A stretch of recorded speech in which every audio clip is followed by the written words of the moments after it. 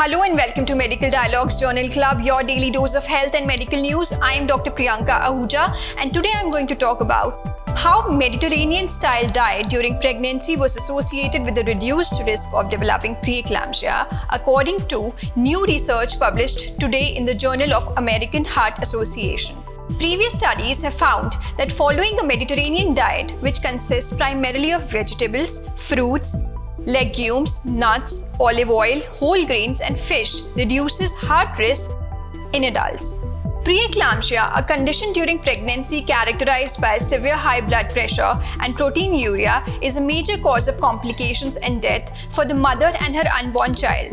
Preeclampsia also increases a mother's risk of heart diseases such as high blood pressure, heart attack, stroke, or heart failure by more than 2 times later in life. Women with preeclampsia have a higher risk of preterm delivery or low birth weight babies. And children born to mothers with preeclampsia are also at higher risk of developing high blood pressure and heart disease. The researchers investigated the potential association of a Mediterranean-style diet among a large group of racially and ethnically diverse women who have a high risk of preeclampsia. The US has the highest maternal mortality rate among developed countries, and preeclampsia contributes to it, said Anham S. Minhas, Chief Cardiology Fellow and a Cardio-Obstetrics and Advanced Imaging Fellow at Johns Hopkins University in Baltimore. Given these health hazards to both mothers and their children, it is important to identify modifiable factors to prevent the development of preeclampsia, especially among Black women who are at the highest risk of these pregnancy complications, he added. This study included data from more than 8,500 women enrolled between 1998 and 2016 in the Boston birth cohort. Participants' median age was 25 years old, and they were recruited from Boston Medical Center, which serves as a predominant urban, low-income, underrepresented racial and ethnic population. Nearly half of the participants were Black women, 47%, about a quarter were Hispanic women, 28%, and the remaining were white women or other race, according to self-reported information on a postpartum questionnaire. Researchers created a Mediterranean-style diet score based on participants' responses to food frequency interviews and questionnaires, which were conducted within 3 days of giving birth. The analysis found 10% of the study participants developed preeclampsia.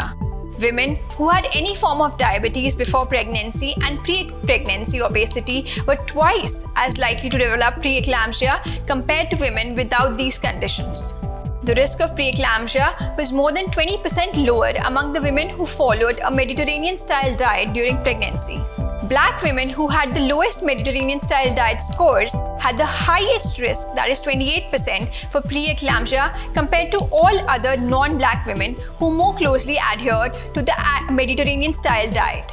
Minhas concluded by saying, "We are surprised that women who more frequently ate foods in the Mediterranean-style diet were significantly less likely to develop preeclampsia, with Black women experiencing the greatest reduction in risk." This is remarkable because there are very few interventions during pregnancy that are found to produce any meaningful benefit, and medical treatments during pregnancy must be approached cautiously to ensure the benefits outweigh the potential risks to the mother and the unborn child.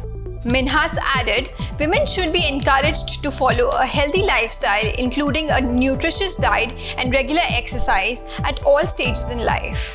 Eating healthy foods regularly, including vegetables, fruits, and legumes, is especially important for women during pregnancy. Their health during pregnancy affects their future cardiovascular health and also imparts the baby's health. The study's limitations are related to the food frequency interviews, which were conducted once after the pregnancy, and they relied on self-reported information about which foods were eaten and how frequently they were eaten. That's all for today. Stay tuned to Medical Dialogues for latest updates. Never miss a medical update from Medical Dialogues. Like, subscribe, and press the bell icon.